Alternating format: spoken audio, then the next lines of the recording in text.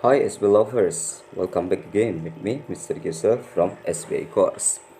Ketemu lagi dengan saya Mr. Yusuf, dan kali ini saya akan mencoba menjelaskan beberapa latihan soal yaitu tentang TOEFL. Oke, langsung saja pada pertanyaan yang pertama di situ. Blank to the university takes 15 minutes. Pilihannya di situ ada walk, ada walking, ada I, ada go. Seperti biasanya, ketika kita mengerjakan soal TOEFL, kita harus bisa menemukan subjek dan juga verb atau kata kerja. Dari pertanyaan tersebut, masih belum diketahui atau masih belum ada unsur subjeknya. Karena to the university itu tidak bisa menjadi subjek. Karena apa? The university memang benda, tapi di depannya di situ terdapat preposisi. Maka itu disebut dengan object of preposition dan tidak bisa berfungsi sebagai subjek. Kemudian di situ ada kata takes yang merupakan verb dari kalimat itu. Nah, setelah kita mengetahui kalimat tersebut masih belum memiliki subjek, maka kita harus bisa menemukan unsur subjek untuk kalimat tersebut. Yang A di situ walk itu tidak bisa berfungsi sebagai subjek karena walk itu verb 1. Ya, tidak bisa sebagai subjek. Ingat, yang bisa berfungsi sebagai subjek itu adalah noun atau things, noun phrase, gerund, to infinitive, ya, itu yang bisa berfungsi sebagai subjek. Ya, jadi kita harus bisa menemukan kata dari A, B, C, dan D itu yang berfungsi sebagai subjek. Jika kita perhatikan pilihannya, yang bisa berfungsi sebagai subjek di situ ada walking dan juga ada I. Sedangkan yang D itu verb 1 itu tidak bisa berfungsi sebagai subjek. Jadi pilihan A dan D itu sudah jelas salah. Jadi pilihannya antara B atau C, walking atau I. Kalau yang C, I, itu adalah subjek pronoun. Subjek pronoun itu apabila bertemu dengan preposisi, maka kalimat itu adalah kalimat yang salah. Karena subjek pronoun tidak bisa berfungsi atau diikuti oleh preposisi. Jadi jawaban yang C itu salah. Jadi jawabannya adalah yang B, walking. Walking itu merupakan gerund ya, yaitu kata kerja yang ditambah dengan ing. Jadi berfungsi sebagai noun atau kata benda. Jadi jawabannya adalah yang B. Kemudian pertanyaan yang berikutnya, blank in my class has 2 dogs. Pilihannya di situ ada a man, ada they, ada I, ada she. Oke, kita harus bisa menemukan di situ subjek dan juga verbnya. Jika kita perhatikan, di situ ada things atau benda, my class, namun di depannya ada preposisi in. Jadi itu jelas tidak bisa berfungsi sebagai subjek. Ya, karena ada preposisi seperti yang saya jelaskan di soal pertama. Kemudian di situ ada kata has yang merupakan auxiliary, kata kerja bantu. Itu berfungsi sebagai verb dalam kalimat tersebut. Jadi kalimat tersebut sudah memiliki verb namun belum memiliki subjek. Maka kita harus menemukan subjek ya.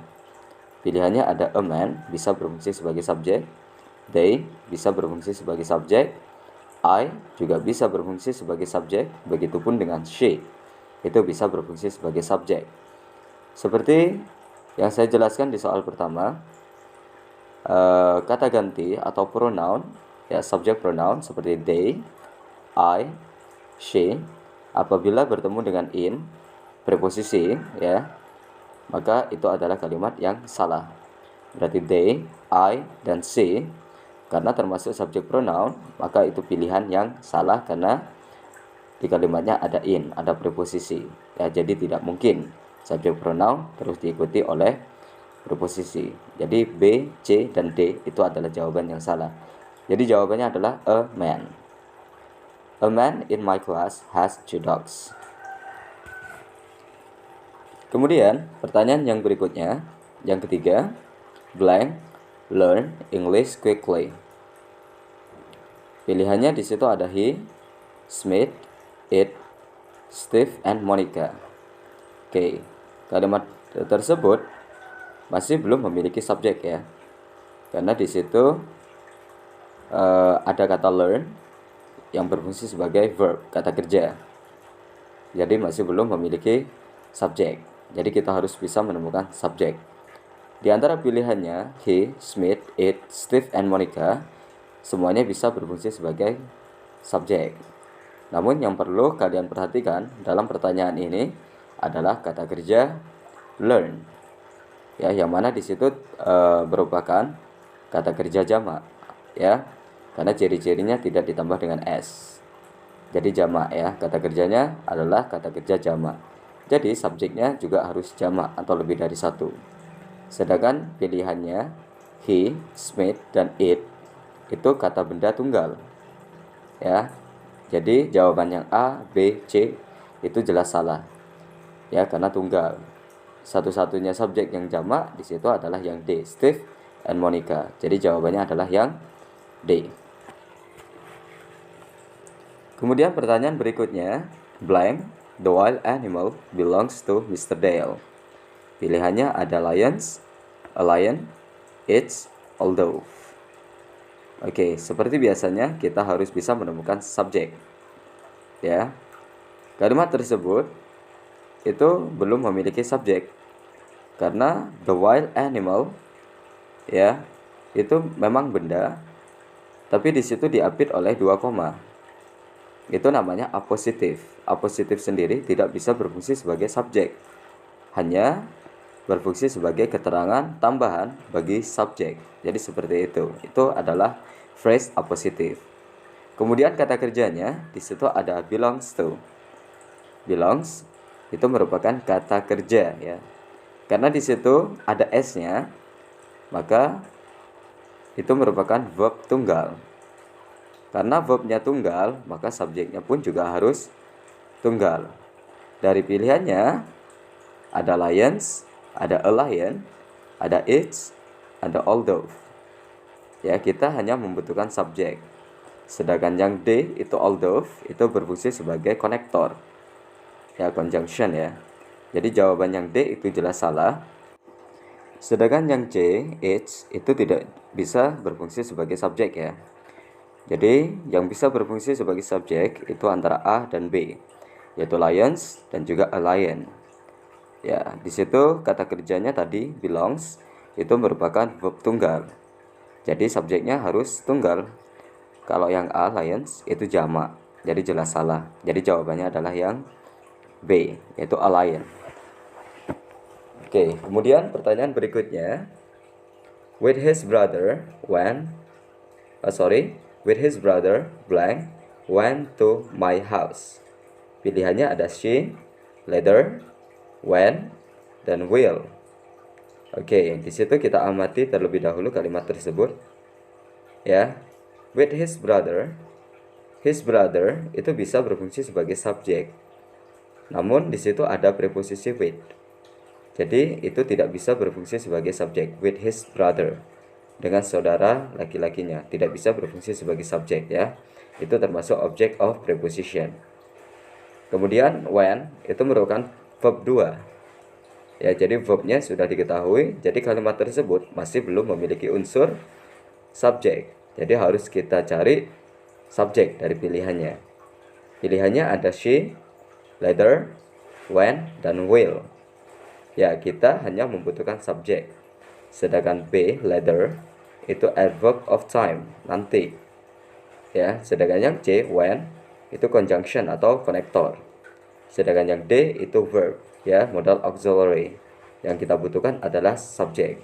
Yang bisa berfungsi sebagai subjek di situ adalah she. Jadi jawabannya adalah yang A. With his brother, she went to my house. Kemudian pertanyaan berikutnya, blank Jason attended my party. Pilihannya ada yesterday, although, happily, my cousin. Oke, kalimat tersebut sudah memiliki verb atau kata kerja, yaitu attended, menghadiri.